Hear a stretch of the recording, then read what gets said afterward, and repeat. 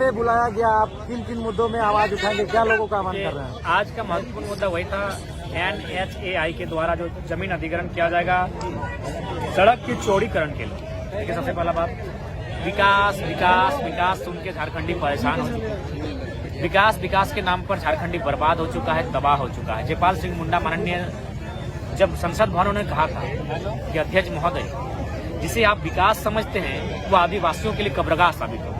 आपके लिए विकास का मतलब है डैम बनना, लेकिन हमारे लिए कब्रगाह हुआ हमारे हजारों गांव स्थापित हो।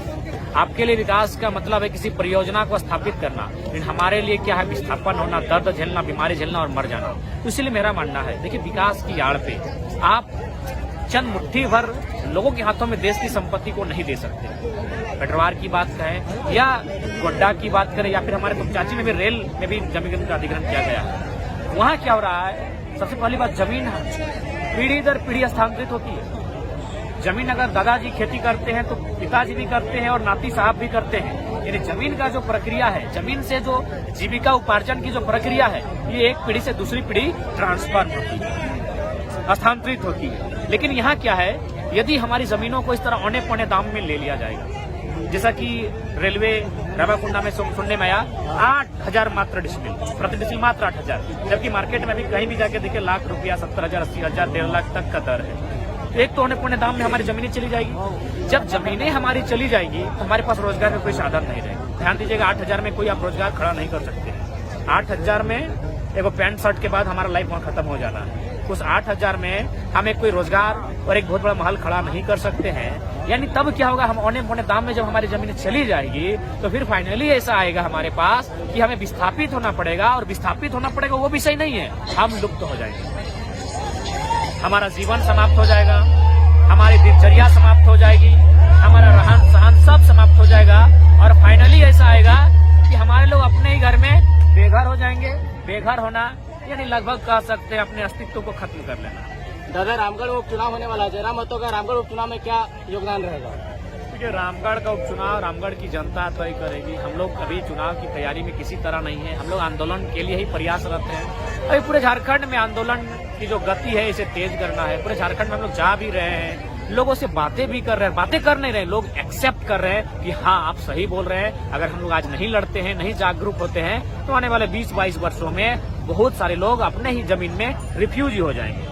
अधिग्रहण के नाम पर जमीनें ली जाएंगी और नौकरी के नाम पर बाहर के लोगों को बेचा जाएगा। फाइनली झारखंड के हाथ में लड्डू के सिवा कुछ नहीं बचेगा। दादा, यहाँ पर जो जमीन ली जा रही है, जिसमें यहाँ ग्राम सभा में लोग बैठक हो रही है, यहाँ पे विधायक, पूर्व विधायक के नेतृत्व में क्या दाम जो रेट तय किया जा रहा है, क्या ये सही है? जब लोग आवाज उठा रहे हैं तो उन लोग को बैठाया जा रहा है। जमीन ग्रामीणों की है तो ना यहाँ विधायक, ना पूर्व विधायक, ना सांसद की बात सुनी जाएगी। जमीन ग्रामीणों की है और डीसी के माध्यम से जन सुनवाई का अधिकार होता है। जन सुनवाई बुलाई जाए, गांव के सभी लोगों को जिनकी जमीनें जाएंगी उन्हें उस मीटिंग में बुलाया जाए। उसके बीच एक सहमति होगी। सब बोले 60 एकड़, तो मान के चलते 60 परिवार है, तो 60 परिवार में से सहमति होगी और 80% लोगों की सहमति होनी चाहिए, तभी आप उस योजना को धरातल पर ला सकते हैं। पुनर्वास, मुआवजा, पुनर्स्थापना, ये सब भी होना चाहिए।